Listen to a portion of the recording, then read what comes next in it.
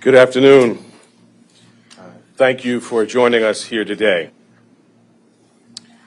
Earlier this afternoon, Donald Trump was arraigned on a New York Supreme Court indictment returned by a Manhattan grand jury on 34 felony counts of falsifying business records in the first degree. Under New York state law, it is a felony to falsify business records with intent to defraud and an intent to conceal another crime.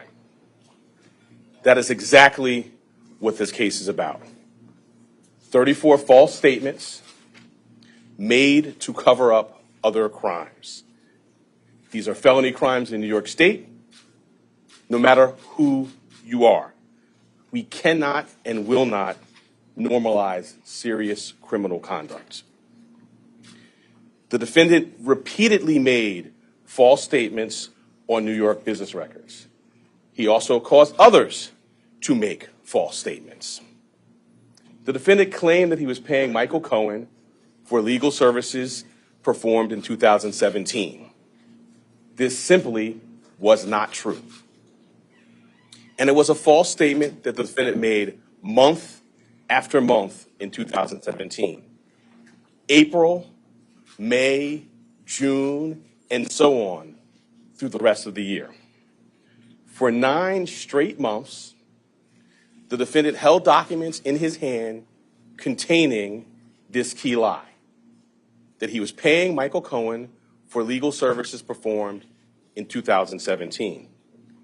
And he personally signed checks for payments to Michael Cohen for each of these 9 months. In total, the grand jury found there were 34 documents with this critical false statement. Why did Donald Trump repeatedly make these false statements? The evidence will show that he did so to cover up crimes relating to the 2016 election. Donald Trump, executives at the publishing company American Media Incorporated, Mr. Cohen, and others agreed in 2015 to a catch and kill scheme.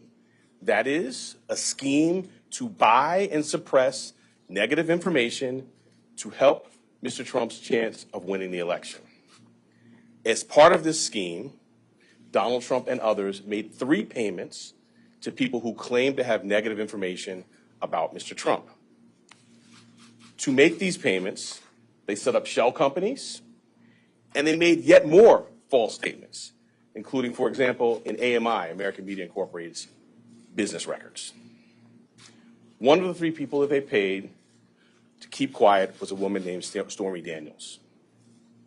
Less than 2 weeks before the presidential election, Michael Cohen wired $130,000 to Stormy Daniels' lawyer. That payment was to hide damaging information from the voting public. The participant scheme was illegal. The scheme violated New York election law, which makes it a crime to conspire to promote a candidacy by unlawful means. The $130,000 wire payment exceeded the federal campaign contribution cap, and the false statements in AMI's books violated New York law. That is why Mr. Trump made false statements about his payments to Mr. Cohen. He could not simply say that the payments were a reimbursement for Mr. Cohen's payments to Stormy Daniels. To do so, to make that true statement, would have been to admit a crime. So instead, Mr. Trump said that he was paying Mr. Cohen for fictitious legal services in 2017 to cover up actual crime committed the prior year. And in order to get Michael Cohen his money back, they planned one last false statement.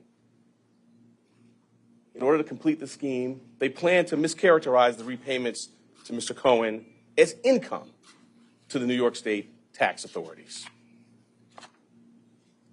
The conduct I just described and that which was charged by the grand jury is felony criminal conduct in New York State. True and accurate business records are important everywhere, to be sure. They are all the more important in Manhattan, the financial center of the world. That is why we have a history in the Manhattan DA's office of vigorously enforcing white-collar crime. My office, including the talented prosecutors you saw at arraignment earlier today, has charged hundreds of felony falsifying business records. This charge, it can be said, is the bread and butter of our white-collar work. And fraud presents itself in all different forms here in Manhattan. We have charged falsifying business records for those who violated federal bank secrecy laws. We have charged falsifying business records for those who were seeking to cover up sex crimes. And we have brought this charge for those who committed tax violations. At its core, this case today is one with allegations like so many of our white-collar cases. Allegations that someone lied again and again to protect their interests and evade the laws to which we are all held accountable. As this office has done time and time again, we today uphold our solemn responsibility to ensure that everyone stands equal before the law. No amount of money and no amount of power changes that enduring American principle. I'll now take questions. So we're going to take a limited number of follow-up questions, one question per reporter. I will call on you, and again, we have limited time. Thank you. The first question will be Brent. Bragg, thank you. Bridget West with CNN. Why now? I mean, some argue that this is a political move. You're not going to be a political person. If we're going to go into the next, political season, why now? We conducted a thorough and rigorous investigation, as we're known to do, at the Manhattan District Attorney's Office. I've been doing this for 24 years and am no stranger to rigorous, complex investigations. I bring cases when they're ready. Having now conducted a rigorous, thorough investigation, the case was ready to be brought, and it was brought. Mr. Bragg, the indictment says that there were 34 false business records. And they were done to conceal another crime, but the indictment does not specifically say what those crimes were. We are assuming, perhaps, that they might be election-related. I'm wondering if you can specify what laws were also broken. All right. So let me say as an initial matter, the indictment doesn't specify that because the law does not so require.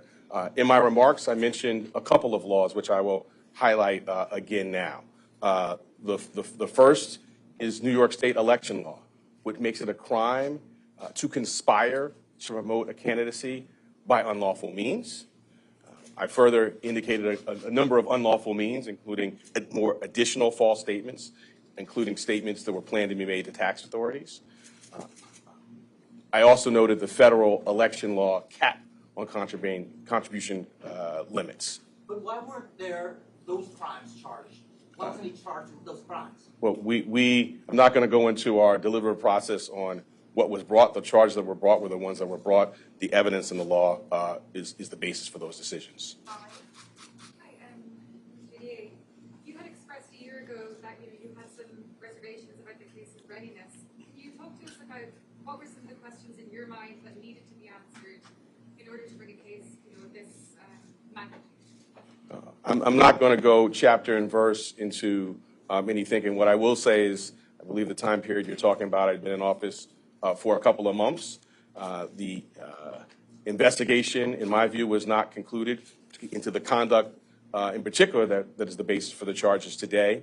Since that time, we've had more evidence made available to the office and opportunity to meet with additional witnesses. So, as I said earlier, I've been doing this for 24 years. I don't bring cases prior to a thorough and rigorous investigation. Now, having done so, the case has been brought. Bragg, NBC News. Your predecessor took a hard look at this case and decided not to charge it. Federal prosecutors took a hard look at this case and decided not to charge it. Do you believe you have new evidence that led you to decide to charge this, or why now? Well, as I just mentioned, we have had available to the office additional evidence that was not in the office's possession prior to my time here. And as to your part of your question about the federal, we have a distinct and strong, I would say profound, independent interest in New York State. This is the business capital of the world. We regularly do cases involving false business statements. The bedrock, in fact, the basis for business integrity and a well-functioning business marketplace is true and accurate record keeping. That's the charge that's brought here, falsifying New York State business records. We're going to take two more. Yep. Thank you. DA Bragg, I'm just going to read back one line from your statement of facts.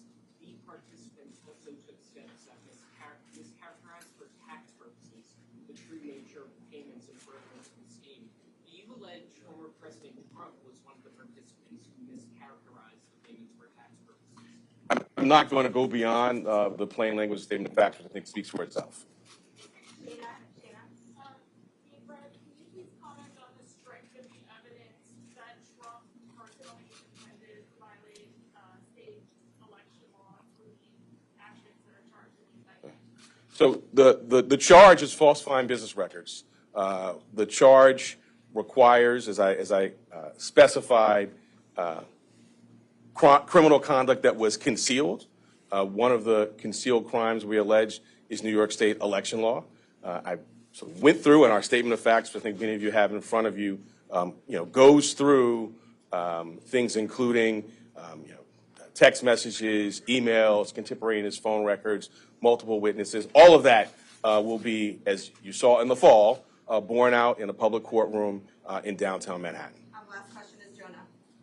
DA Bragg, the charges related to the hush money payments to Stormy Daniels, the release from your office also mentions another woman, Karen McDougal, as well as a doorman. Can you comment on how those players are related to the charges you've brought or to the case overall?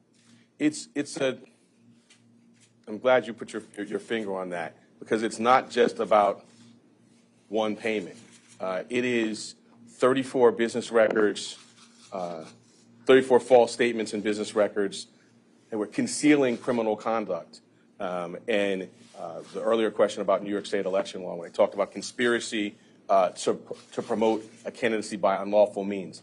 Those unlawful means, we allege, include the conduct set forth in the statement of facts, which is additional false statements, separate and apart from the charged ones in AMI documents, planned false statements to taxing authorities. It is not just that one $130,000 wire payment. Thanks so much. Mr. Bragg, can you comment about any incitement of violence by former president? At what point do you think that that word is